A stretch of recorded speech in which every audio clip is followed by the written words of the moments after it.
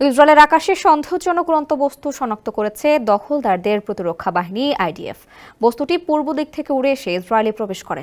18 June the Times of Israel জানায়, siren বাজার পর আইডিএফ আকাশ প্রতিরক্ষা ব্যবস্থা সক্রিয় করে। এ সময় তারা দেখতে পায় সন্দেহজনক উড়ন্ত বস্তু উত্তর ইসরায়েলের ওপর ঘুরপাক খাচ্ছে। সঙ্গে সঙ্গে বস্তুটি ভূপাতিত করে তারা। আইডিএফ জানিয়েছে, উত্তর ইসরায়েলে সাইরেন বাজার পর আইডিএফ বস্তুটি লক্ষ্য করে। বিমান বাহিনী পূর্ব দিক থেকে উৎক্ষেপিত একটি সন্দেহজনক আকাশযান ভূপাতিত করেছে। গালিলি সাগরের পশ্চিম তীরে অবস্থিত তিবেরিয়াস শহরের উত্তরাঞ্চলে সাইরেন বেজেছিল। মনে হচ্ছে ইসরায়েলে হামলার উদ্দেশ্যে শত্রুরা সেটি পাঠিয়েছে। তবে এ ব্যাপারে এখনো তেমন কোনো তথ্য সংগ্রহ করতে পারেনি আইডিএফ।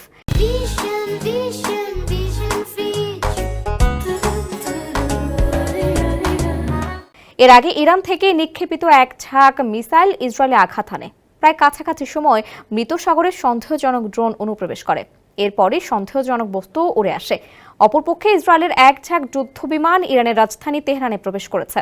বিমান বাহিনীর জেটগুলো রাতভর তেহরানে সেন্ট্রিফিউজ উৎপাদন কেন্দ্র এবং অস্ত্র কারখানাগুলোতে আঘাত হানে।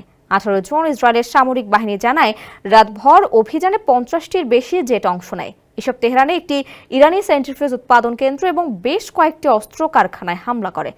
ইসরায়েল প্রতিরক্ষা বাহিনী আরও জানিয়েছে, তেহরানের সেন্ট্রিফিউজ উৎপাদন কেন্দ্রটি ইরান পারমাণবিক অস্ত্র তৈরির উদ্দেশ্যে ইউরেনিয়াম সমৃদ্ধকরণের পরিধি এবং হার বাড়ানোর জন্য ব্যবহার করছিল।